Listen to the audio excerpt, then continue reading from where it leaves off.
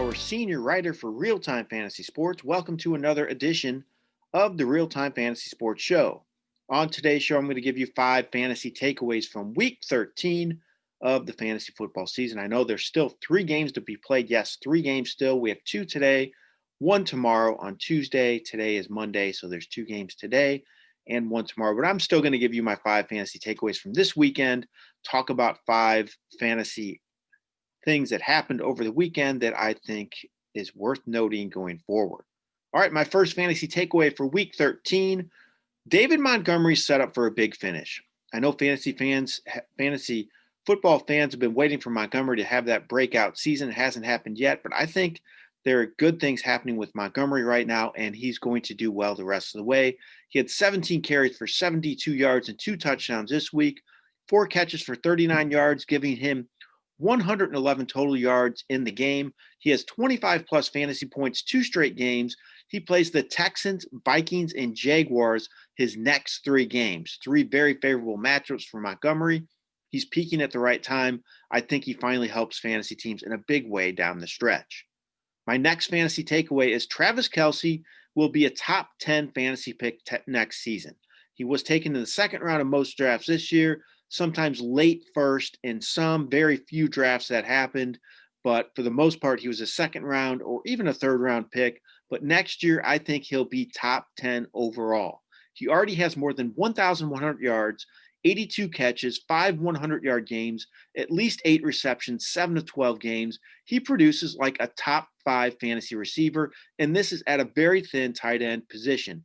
The tight end position is very top heavy. If you have one of those elite guys, you have a huge advantage. I'm really anxious to see what the numbers look like at the end of the season for all the Kelce owners. How many Kelce owners made the playoffs? I'm guessing it is a ton of them. And this is not a fluke for Kelce. 5 straight 1,000-yard seasons. He plays in the best offense in all of football. Travis Kelce will be a top 10 fantasy pick next season. My number 3 takeaway is Derek Carr might be the hardest player to trust in fantasy. He had a good matchup the last 2 weeks, scored 36.6 points this week against the Jets. Great stuff. Last week, 9.8 points against the Falcons, another team that's not very good defensively. So he looked great this week, though, had his best game of the season, threw for 381 yards, 3 scores.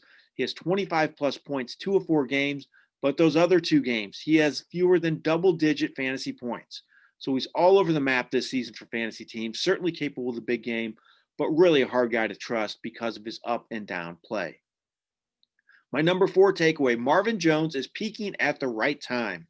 He had his first 100-yard game of the season this week, 8 catches for 116 yards and a score. He has double-digit targets, 3 of 4 games, 13 plus fantasy points, 5 of 7 games. I know we got off to a slow start, but I think new coach Darrell Bevell's a big plus for Jones going forward and the entire offense.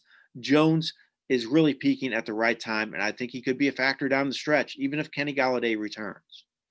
My number 5 takeaway, I'm worried about Deshaun Watson going forward.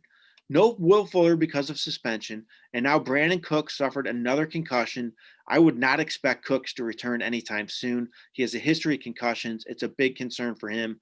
I would not be surprised if he's out the rest of the year. So weapons in the passing game are dropping like flies for Watson right now. He threw for 341 yards this week, but he scored just a rushing touchdown. It was the first game all season he did not have a passing touchdown. Watson plays the Bears and Colts his next 2 games, 2 very good pass defenses.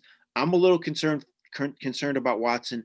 I don't expect him to have the production like he had from earlier this season in the fantasy playoffs, unfortunately, for all of you Watson owners out there. All right, those are my 5 fantasy takeaways for Week 13 of the fantasy season. Good luck the rest of the way this week. Still 3 games to be played, like I said, so a lot of matchups have not been decided yet, especially with some good teams still yet to play. But hopefully you come out on top this week and use the momentum going into your fantasy playoffs. This has been Jeff Paur for RealTime Fantasy Sports. Have a great day.